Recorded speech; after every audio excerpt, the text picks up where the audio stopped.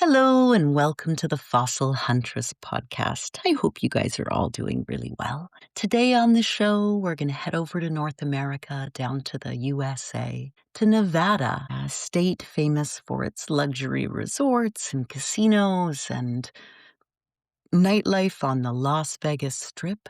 It's also got a pretty interesting mining history, beautiful, vast desert landscapes. But my interest was the Carnian and Norian stages of the Late Triassic and how they're exposed. So ammonoids and ichthyosaurs and all sorts of Triassic goodies. So step in time with me and step into the sun-baked folds of Western Union Canyon. It's just beyond Berlin-Ichthyosaur State Park in Nevada. And as you walk across, you're literally walking in one of North America's most important geological fault lines in time, the elusive boundary between the Carnian and Norian stages of the Late Triassic. And here, the Upper Triassic Luning Formation, specifically the Early Norian Kerri Zone, reveals itself in a series of beautifully exposed beds, each one a page in a story written 220 so million years ago. It's dry, it's arid,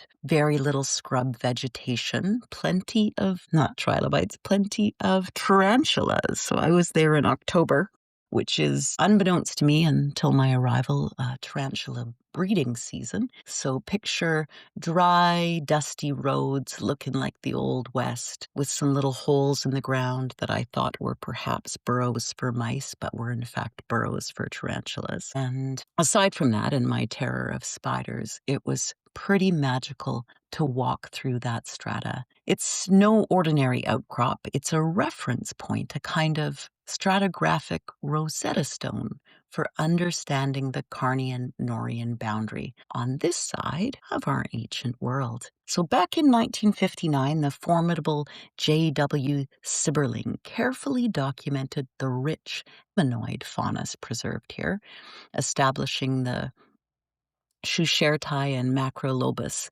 zones of the latest Carnian, and then these are then overlain, rather obliquely, by the earliest Norian faunas of the Kerri Zone, so a neat geographical handshake across deep time. And then, curiously, silence. For half a century, no one returned to press the story further. Well, enter a trio of sharp-eyed Vancouverites, Jim Haggart, Mike Orchard, and Paul Smith, who in 2010 or so decided it was high time to dust off this remarkable section and ask a few new questions. So armed with rock hammers, hand lenses, plenty of water, and a healthy obsession with the microscopic and the coiled, they conducted a meticulous bed-by-bed sampling of ammonoids and conodonts through the canyon walls. And on the eastern flank, the Macrolabus zone struts its stuff. Ammonoids of Tropides and Anatropides make regular appearances, and meanwhile, the Conodonts,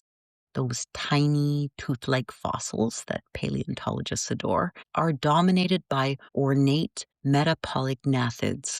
And these were once all lumped together under a metapolygnathic primatus, a species famous for straddling the Carnian-Norian boundary, kind of like a geologic fence-sitter. Here they show closer affinities to Marasonides and a cameo from forms akin to Epigonodella orchardi, and even a new Orchidella species joining the party. And here's where it gets rather delightful. This assemblage ties beautifully back to the latest Carnian faunas of British Columbia. So it's a transcontinental whisper between Nevada's desert stones and Canada's coastal mountains. And if you climb a little bit higher in this section, and the plot thickens. It's still dry and dusty, but as you walk along, the ammonoid cast shifts dramatically, now dominated by Trophythus bites, and not far above, just shy of the first true Norian ammonoids, Crumbellides, Johnianus, and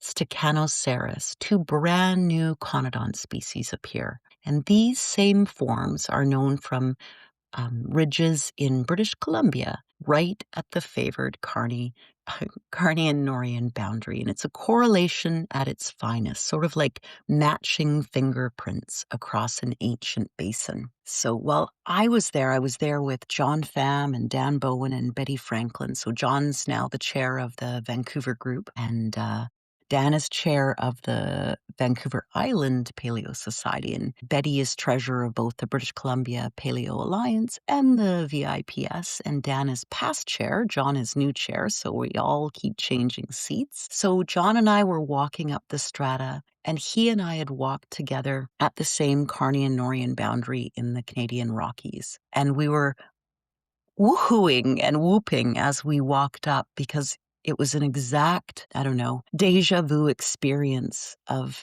trips we've had in the Canadian mountains, looking at the species, walking along and finding one, then another, then another. So it was pretty remarkable. And that's when science is at its best. It's paired with good boots and good friends and good correlations. So come into focus. So we were more interested in the ammonoids than the ichthyosaurs, but there were also some pretty tremendous ichthyosaur bones to be found there. And that's a whole nother story. So I will share that one with you in another post.